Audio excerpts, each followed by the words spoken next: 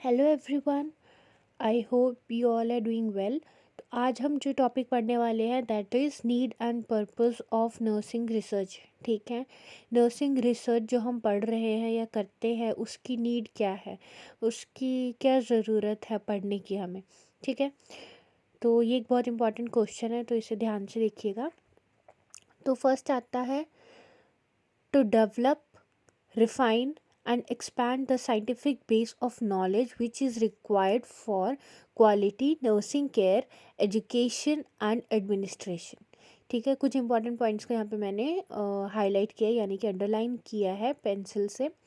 देखिए ये इंपॉर्टेंट है डेवलप करने के लिए। रिफाइन, रिफाइन का मतलब होता है टू रिमूव द इम्प्यूरिटी। ठीक है, जैसे हम किसी प्रॉब्लम के बारे में स्टडी कर रहे हैं, ठीक है, तो उसमें क्या इम्प्यूरिटी है उसको रिमूव करना। ठीक है, मतलब यानी कि उसको सॉल्व करना। कम्युनिटी में जो प्रॉब्लम है उसमें ढूंढना कि उसमें लोगों को किस चीज़ से क्या दिक्कत हो रही है, क्या मेन प्रॉब्लम है जो लोग फेस कर रहे हैं।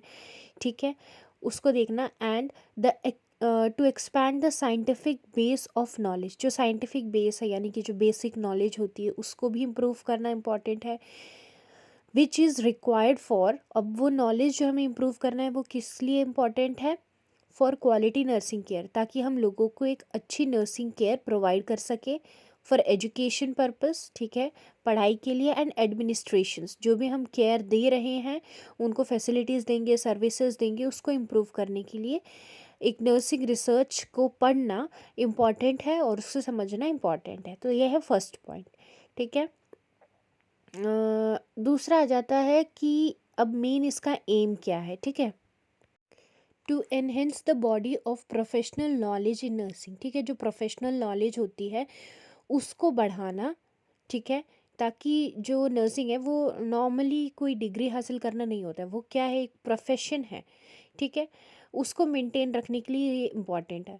And to provide the foundation for EBN practice. EBN का फुल फॉर्म होता है एविडेंस बेस्ड नर्सिंग।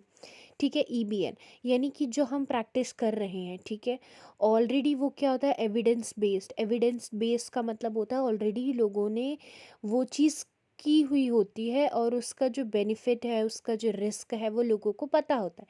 लोगों को पता होने का मतलब यहाँ लोग नॉर्मल पीपल नहीं है, इसका मतलब है प्रोफेशंस, जो भी डॉक्टर्स हैं, नर्सिंग है, मेडिकल फील्ड में काम करने वाले लोग हैं वो, ताकि जो उनका फाउंडेशन है, जो उनका प्रैक्टिस है वो इम्प्रूव हो सके। और वो वही होना चाहिए जो कि एविडेंस बेस है, मतलब जिसके बारे में हमें ठोस सबूत हमें पता है कि हाँ ये करने से बेनिफिट होगा ही होगा। ठीक है, उस चीज़ को इम्प्रूव करने के लिए ये इसका पढ़ना इम्पॉर्टेंट है। तो नेक्स्ट आ जाता है यहाँ पे to refine and eliminate the old knowledge, ताकि जो ओल्ड नॉलेज है, ठीक है, उसको रिफाइन करना यानी कि उसमें जो इम्प्योरिटीज़ है, डिसएडवांटेजेस है या कोई रिस्क फैक्टर है उसको इम्प्रूव करना। उसको कैसे इम्प्रूव कर सकते हैं, bye eliminating the old knowledge. अब एक के बाद एक जो है, जैसे कि मान लीजिए खोज होती रहती है, किसी के बारे में स्टडी होती है, फर्दर स्टडी करने पे, उसके बारे में ज़्यादा पढ़ने पे ज़्यादा नॉलेज इंप्रूव होती है ना। उससे क्या होता है, ओल्ड नॉलेज जो है वो एलिमिनेट हो जाएगी। नए नए जो तरीके हैं, थ्योरीज है, प्रैक्टिसेस जो है वो क्या होंगे, इंक्लूड हो जाएंगे। और लोगों को क्या, जैसे कि नए नए टेक्नोलॉजीज ऐड हो रहे हैं ना, इसका मतलब क्या है, लोगों के पास पहले वैसी फैसिलिटीज़ नहीं थी, अब हो रही है। तो उसमें जो, इससे क्या होगा, जो भी गलतियां हैं, है ना, लोग उससे सीखेंगे, उसको दोबारा से दोहराएंगे नहीं। तो वो हो गया रिफाइन, यानी कि इम्प्योरिटीज़ को रिमूव करने में। एंड एलिमिनेट क्या करना है, old knowledge. Then to improve the cost effectiveness, ताकि कॉस्ट जो है ना, उसका खर्चा जो है वो थोड़ा कम हो, उसका बचाव कर सके। And to develop a nursing theories and principles, nursing के जो थियोरीज एंड प्रिंसिपल्स है, ठीक है, उसको बनाया जाए, उसको मोर डेवलप किया जाए और इम्प्रूव किया जाए। And to solve the problem, जो भी कम्युनिटी, इंडिविजुअल, ग्रुप में या विलेजेस में प्रॉब्लम्स है, ठीक है, उस प्रॉब्लम का जो है इम्पॉर्टेंट सोल्यूशन जो है, ठीक है, जो इम्पॉर्टेंट नीड है लोगों की उसको ढूंढा जाए एंड उनकी प्रॉब्लम्स को सॉल्व किया जाए। फिर आ जाता है to enhance the professional identity as research is essential component of any profession. Enhance मतलब क्या होता है, इंक्रीज़ करना। क्या इंक्रीज़ करना है, प्रोफेशनल आइडेंटिटी को, मतलब यानी कि जो प्रोफेशनल स्टैंडर्ड है, ठीक है, जो स्किल्स होते हैं उसको जो है मेंटेन करके रखना, उसको और बढ़ाना। क्यों? क्योंकि ये एसेंशियल है। एसेंशियल मतलब इम्पॉर्टेंट है किस चीज़ के लिए, किसी भी प्रोफेशनल फील्ड के लिए, ठीक है। तो जो प्रोफेशनल आइडेंटिटी है उसको मेंटेन रखने में ये हेल्प करता है। Then for growth of nursing profession, उसकी ग्रोथ में हेल्प करता है। कैसे हेल्प करेगा, नए नए प्रॉब्लम्स, मतलब जैसे कोई प्रॉब्लम है उसके नए नए सॉल्यूशंस को फाइंड आउट कर रहे हैं, तो उससे क्या हो रहा है, नए नए वेज हो रहे हैं उसको सॉल्व करने के, उस नए नए टेक्निक्स अपनाए जा रहे हैं, दैट इज़ ग्रोथ, ठीक है, उसमें बढ़ोतरी हो रही है।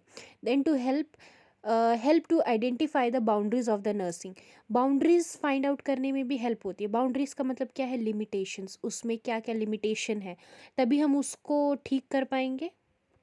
अगर हमें अपनी बाउंड्रीज पता होंगी, है ना, कि इसमें क्या क्या लिमिटेशन है, किस चीज़ के बारे में हम खोज नहीं कर पाए हैं, या इसमें और भी प्रॉब्लम्स है, तभी हम और अपने स्किल्स को इम्प्रूव कर पाएंगे, उसको फाइंड आउट करने में, उस प्रॉब्लम का सॉल्यूशन ढूंढने में, है ना।